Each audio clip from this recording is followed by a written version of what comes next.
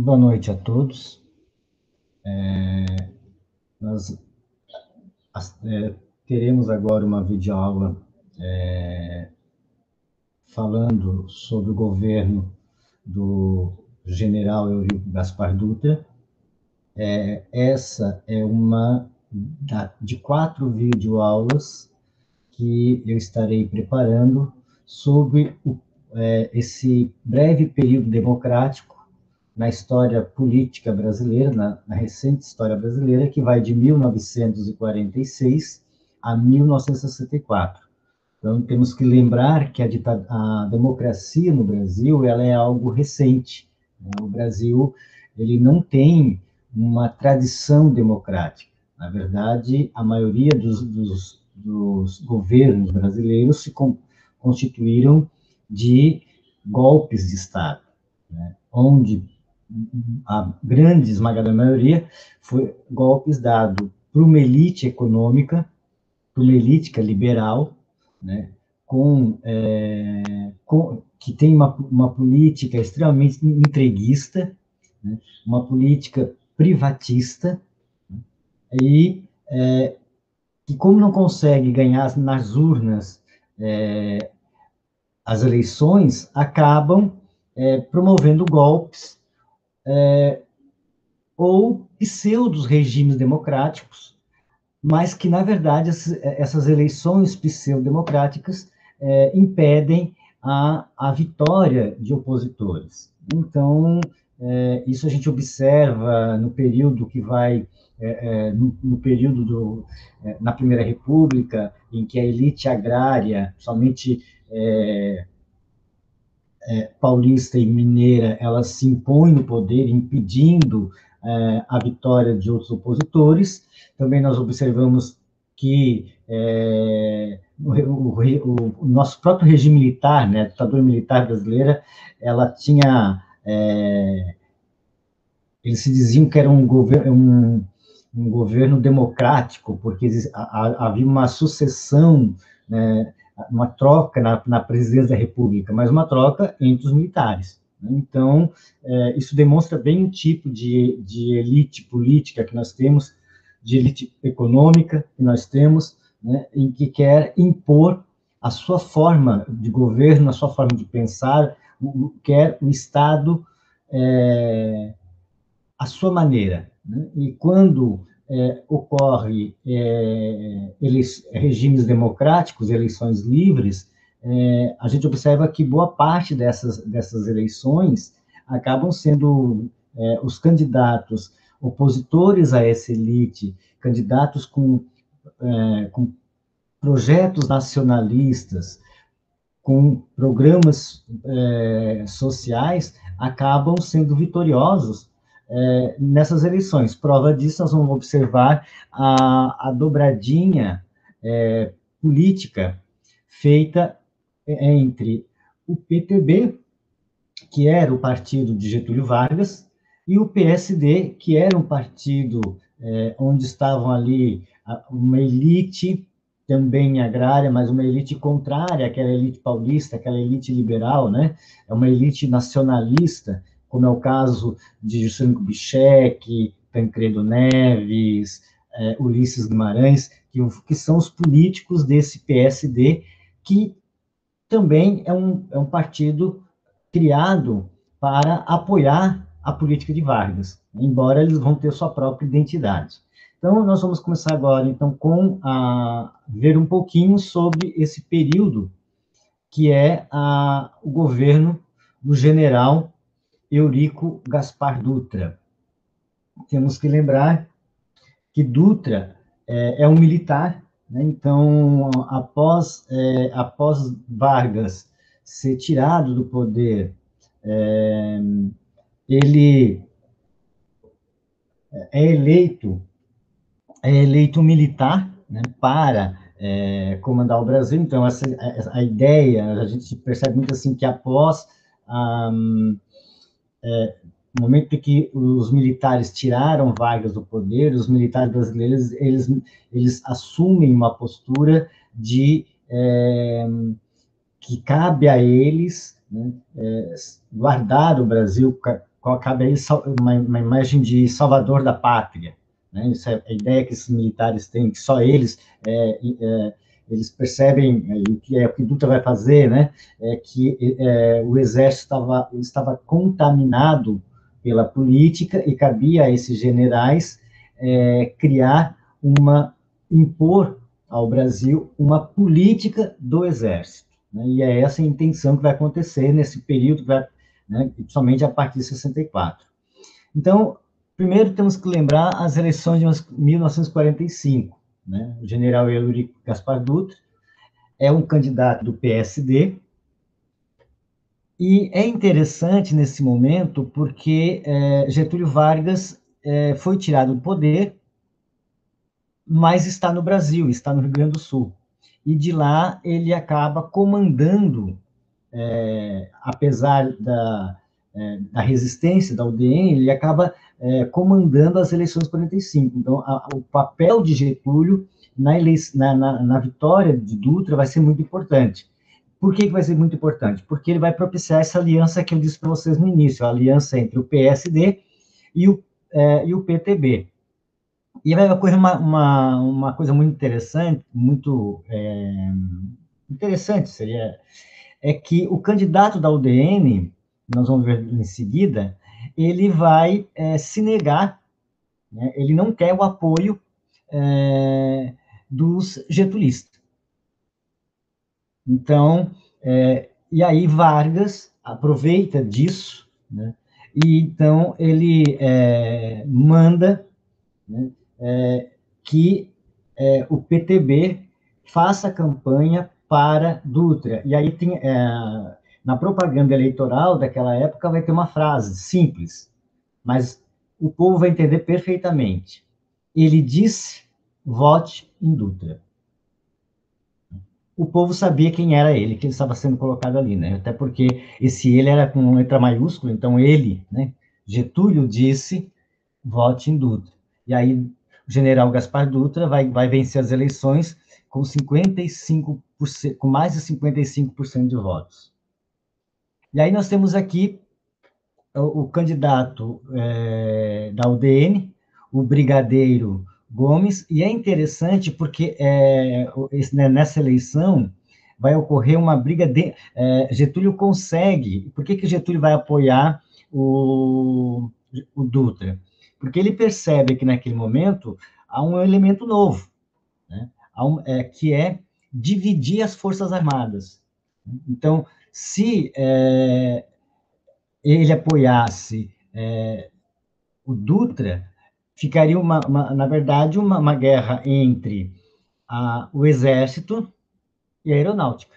Então, as Forças Armadas estariam divididas. E foi isso que aconteceu, né? Então, o slogan de Eduardo Gomes, da UDN, é vote no brigadeiro, ele é bonito, ele é solteiro. Então, isso era um slogan feito para agradar as mulheres, né? Mas Eduardo Gomes perde as eleições e consegue, né, ele tem uma votação de 34%. E aí nós temos também o Edo Fiuza, que é candidato do PCB, que vai ter 9,71% dos votos. Então, percebam que Dutra ainda consegue uma grande vitória em relação aos demais candidatos, né? Eu estou colocando aqui os 3 principais candidatos, né? Não, existiam outros candidatos. Quais foram as características do governo de Dutra? O governo Dutra foi um governo conservador na política, porém liberal na economia. As principais características desse período, que vai de 46 a 1950, que é o governo Dutra, vai ser marcado, primeiro, pela estabilidade social, um crescimento econômico, isso basicamente motivado pelo que o Brasil conseguiu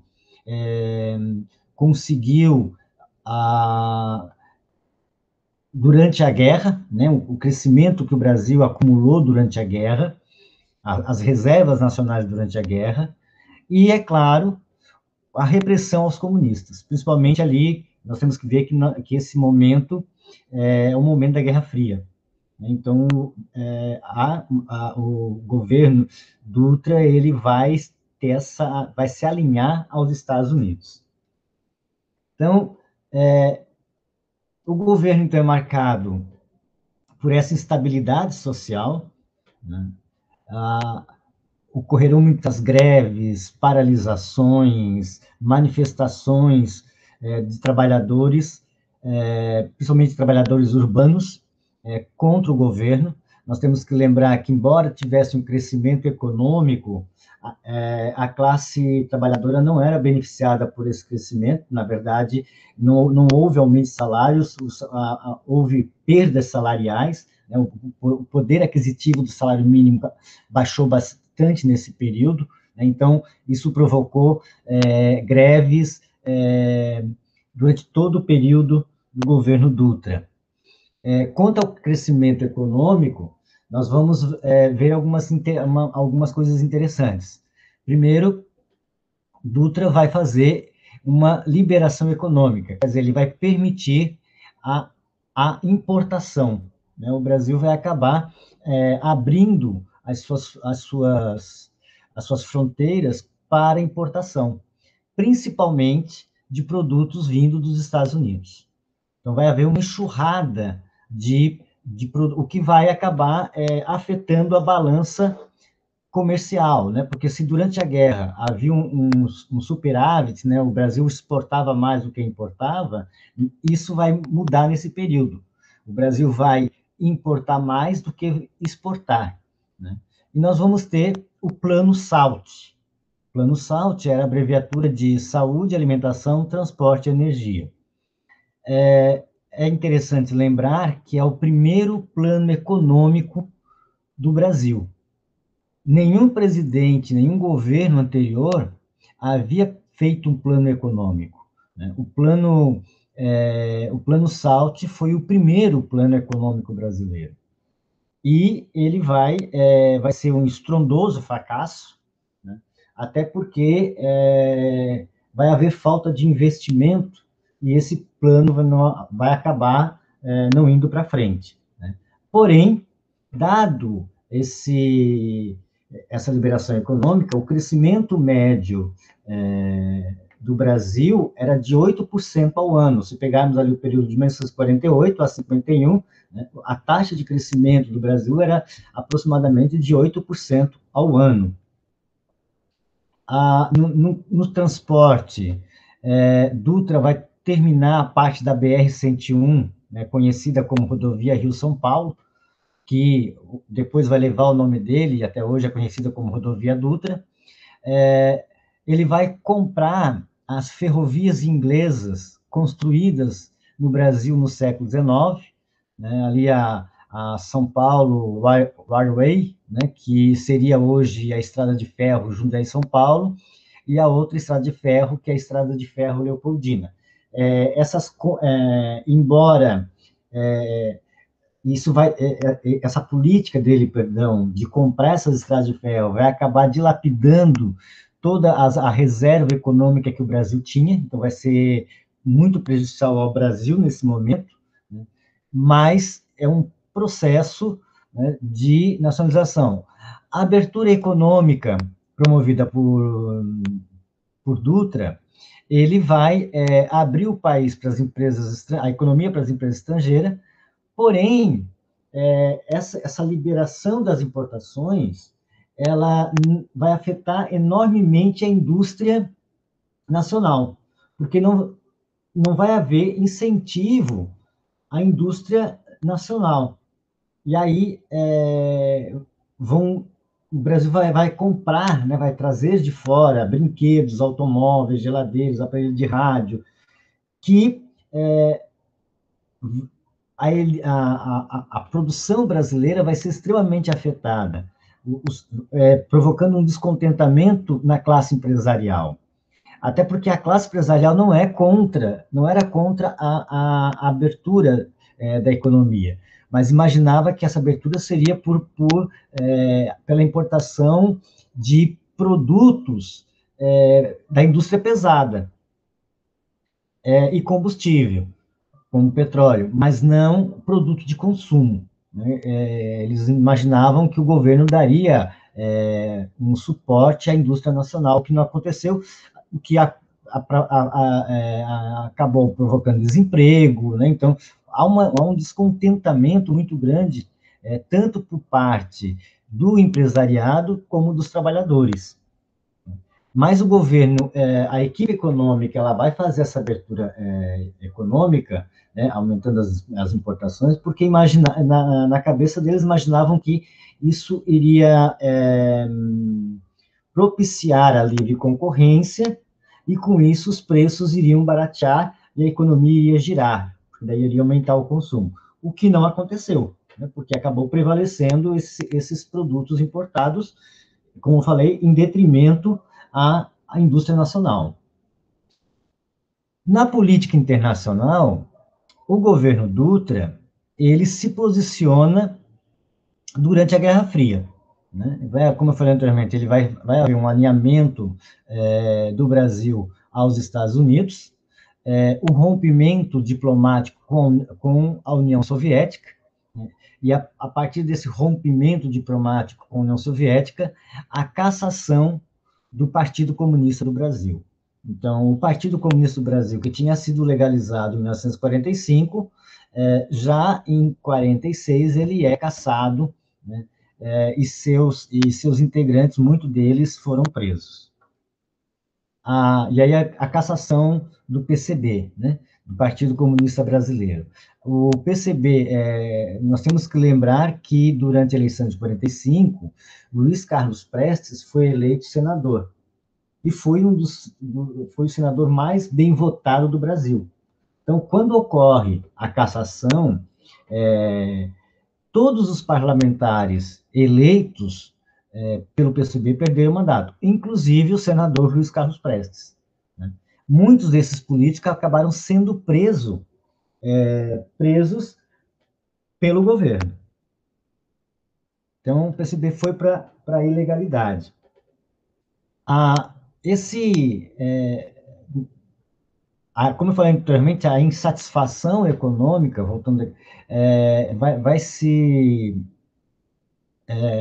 demonstrada na relação autoritária que o governo vai ter com os trabalhadores, né? Os operários estavam insatisfeitos pela perda de poder aquisitivo de salário, como eu falei para vocês, mas a equipe de governo, a equipe econômica,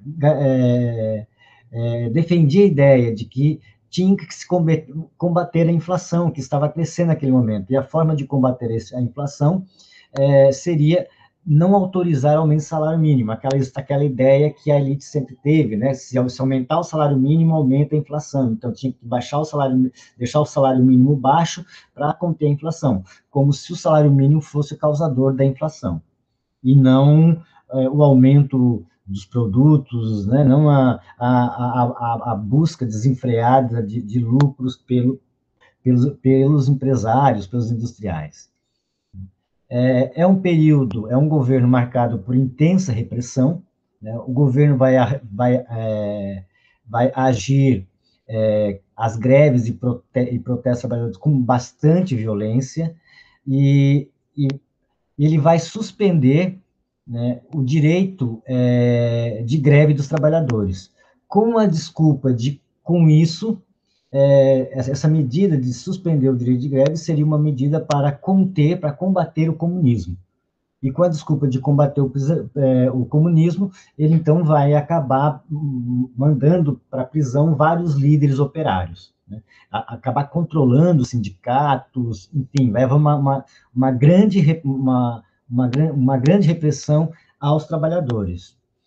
E o governo Dutra, ele pode ser marcado por um governo triste, né? Ele vai ter um fim melancólico, porque ele não acaba não tendo aquele crescimento prometido, desculpa, durante a campanha eleitoral, né? Há uma insatisfação por parte dos empresários nacionais ao governo Dutra. Também há uma insatisfação dos trabalhadores ao governo. Essa insatisfação não só movida pela perda de poder aquisitivo, do salário mínimo, como eu falei, pelo desemprego e tudo mais, mas também pela perseguição política que acabou marcando esse governo, né? E também esse governo ele vai tendo cada vez mais, vai perdendo apoio político em vários setores, né? O primeiro que percebe que Vargas, desculpa, que Dutra não era o governo queria trazer benefício aos trabalhadores, foi Getúlio Vargas, que acaba, no final de 46, ele retirando o seu apoio ao governo, né? Então, ali vocês já a foto entre Dutra e Eisenhower, né, que é o presidente dos Estados Unidos, né, marca bem essa aliança da Guerra Fria, que marca, então, esse período do governo de Vargas. Podemos pensar que, dentro desse contexto, né, o governo de Vargas ele vai acabar sendo um governo, a política de Vargas, me perdoe, vai acabar, de uma certa maneira, vai facilitar o retorno de Getúlio Vargas, né? Inclusive a sua vitória na eleição seguinte, que é a eleição de 1950. Então, porque os trabalhadores reconhecem o ganho que eles tiveram durante o governo Vargas. E quando Vargas se coloca a candidato, né, na eleição seguinte, ele vai ter esse apoio popular, né? O povo quer ele de volta. Então, podemos dizer que o fracasso do governo Dutra acaba sendo o principal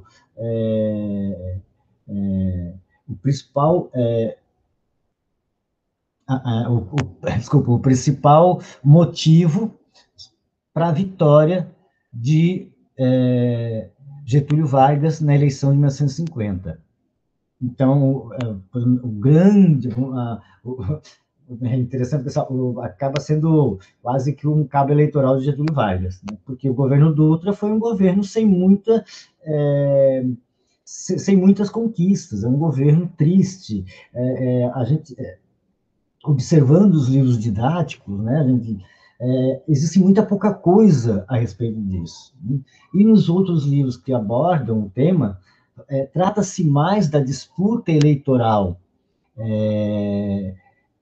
entre Dutra e Eduardo Gomes, né? Todo aquele contexto, o apoio de Getúlio Vargas na eleição de Dutra, o porquê que Getúlio resolve apoiar Dutra, aquilo que eu falei para vocês, Getúlio é uma raposa política, e ele percebe que o cenário político lá em 1945 é um cenário favorável a ele, né? Porque não podemos esquecer que quem forçou a renúncia de Getúlio Vargas foi o Exército, né? Foi as Forças Armadas. Inclusive o Dutra foi um deles, né? Que era ministro, Dutra era ministro de Getúlio Vargas, acaba deixando o governo e depois ele vai ser um dos apoiadores do golpe contra Getúlio Vargas, fazendo a sua renúncia.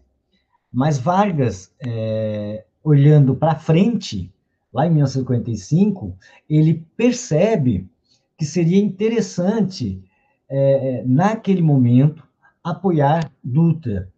Por que interessante? Porque aquilo já foi falado, ele estava olhando para a cisão, né, para o rompimento nas Forças Armadas, a divisão nas Forças Armadas. Até porque se tratava de dois membros das Forças Armadas. Dutra era general do Exército e Eduardo Gomes, um brigadeiro da aeronáutica. Então, é uma briga dentro do próprio Exército. Essas forças armadas que haviam, aliadas ao DN, havia tirado Vargas do poder, havia dado um golpe de Estado e forçado Vargas a renunciar à presidência lá em 45. Então, Vargas olha para frente. Outra característica importante, não podemos esquecer disso, que também já coloquei aqui, e é bom estar sempre reforçando, porque nós vamos ver ali, nesse período, quem vai fazer vestibular, quem vai fazer Enem, isso é uma informação que é interessante, que a aliança costurada por Getúlio Vargas na união entre, uma aliança política, perdão, entre o PTB e o PSD. Né? Embora essa aliança ela tivesse de ser costurada a cada eleição, né? Ela não era uma aliança, uma aliança estática, uma aliança 100% segura, não.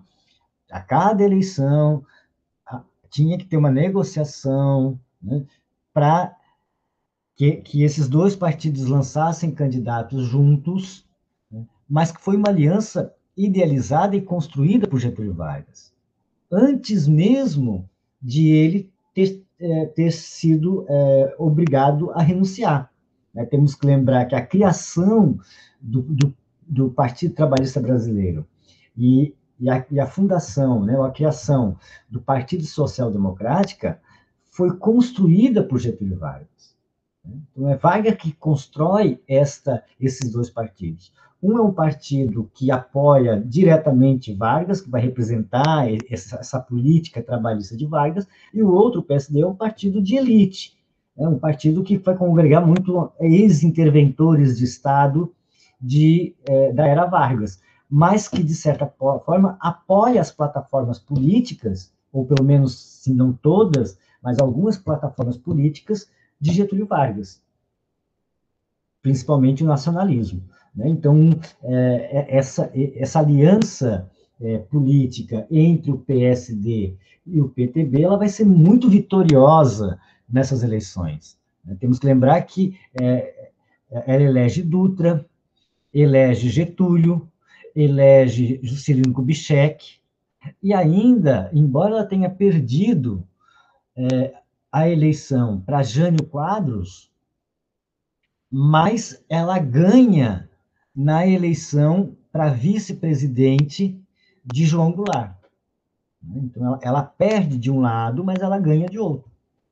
Tanto é que o João Goulart ele vai levar mais votos do que o candidato a vice-presidente, do que Jânio vai levar como candidato a presidente, né, que vai ganhar as eleições. Então, percebam que essa aliança política entre esses dois partidos, criados estrategicamente por Getúlio Vargas, ele vai favorecer, vai ser vitoriosa, né, e vai comandar a política brasileira.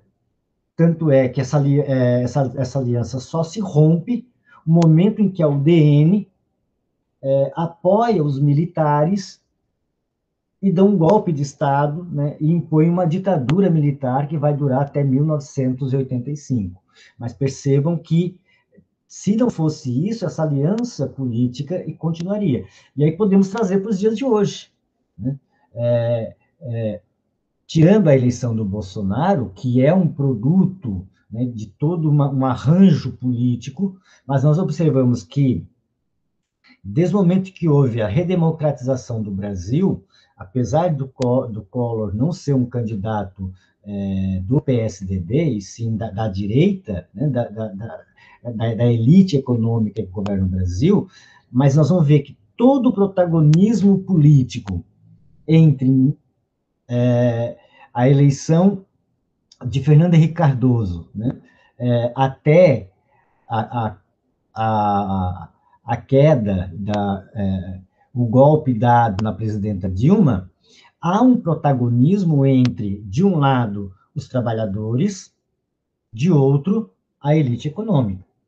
De um lado, o mesmo, né, a mesma característica que marcou esse período que nós estamos trabalhando agora, que é de 46 a 64, que são governos nacionalistas, com, é, com programas sociais, né, e de outro, uma elite que prega o liberalismo econômico, o Estado mínimo, quer dizer, a privatização, e que se marcou, durante todo esse tempo, a disputa política entre PT e PSDB.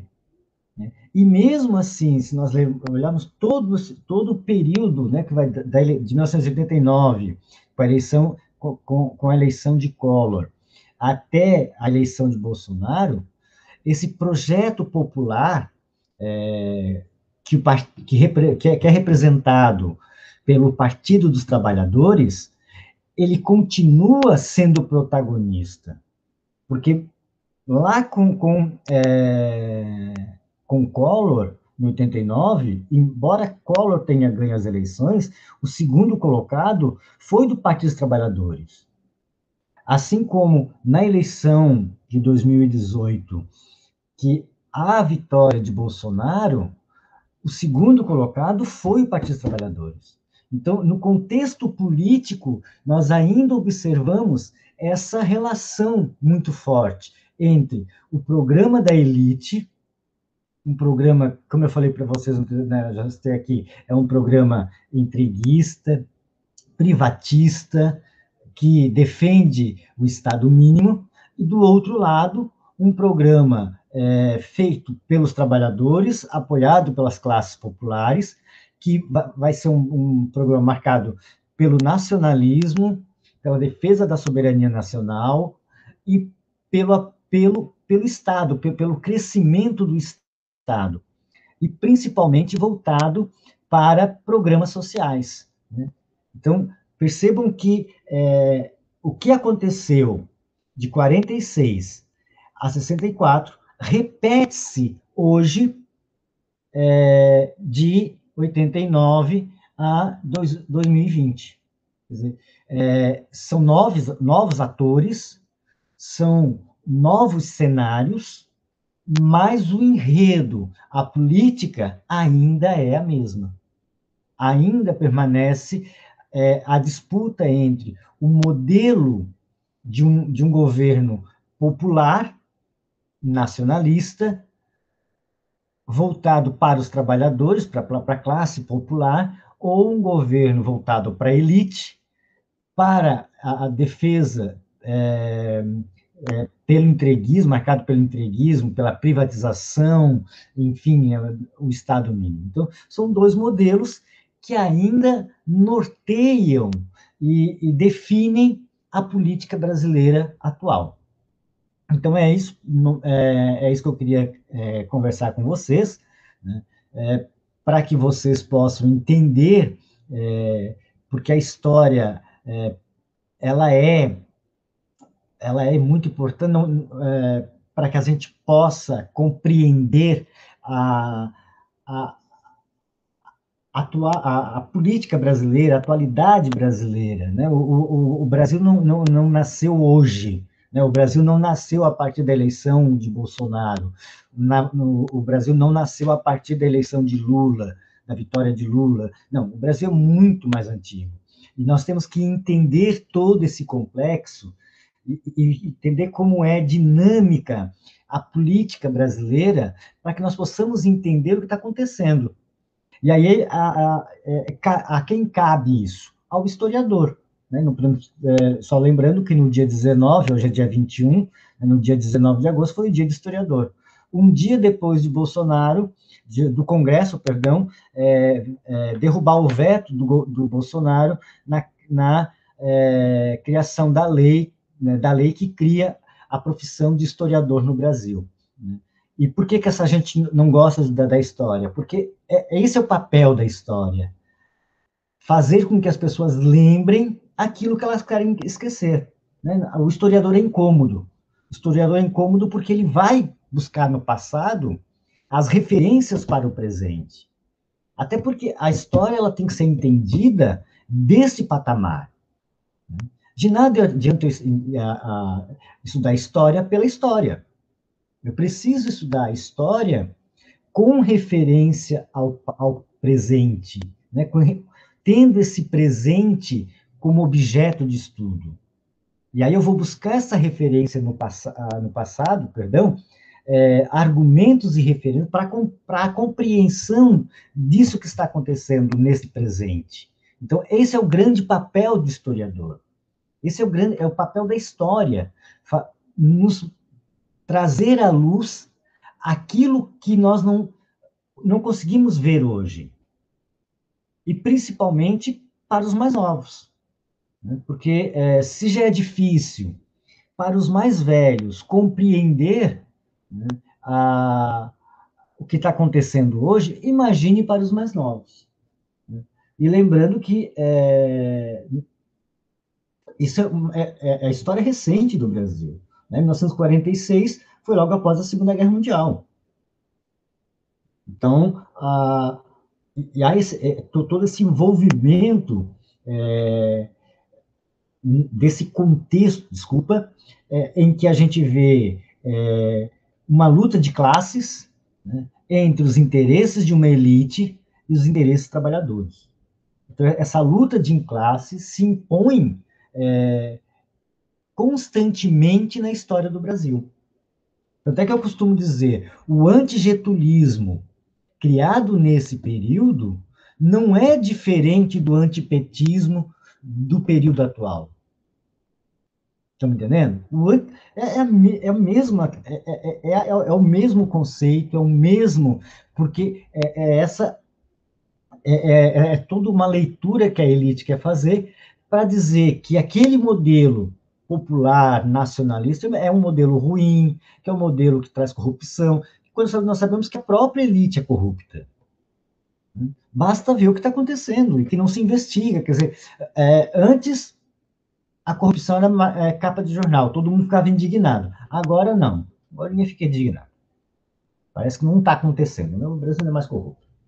Então é isso que eu queria passar para vocês. Nós vamos então, como eu falei anteriormente, nós vamos ter na próxima videoaula o segundo governo de Getúlio Vargas, que infelizmente não vai terminar o seu mandato, ele acaba cometendo suicídio, mas que vai ser caracterizado por essa questão trabalhista e nacionalista. Obrigado a todos que estão me ouvindo, né, aos meus alunos. Uma coisa que eu queria deixar claro antes de encerrar é o seguinte, para quem está me assistindo, essa videoaula, ela é uma videoaula, na verdade, voltada para o ensino médio, para os meus alunos do terceiro ano. Então, não é uma pessoa especialista em internet, não é um cara aqui, um ator que vai... Não, eu estou tentando, de forma didática, passar o recado para os meus alunos. E, claro, para aqueles que estão interessados no assunto, estão me assistindo nesse momento. Então, a essas pessoas, eu convido que se inscrevam no meu canal, para que a gente possa aumentar a visibilidade desse canal, e aí continuar essas videoaulas, que nesse momento de pandemia é o máximo que eu posso fazer para chegar aos meus alunos. Uma boa noite a todos e até a próxima videoaula.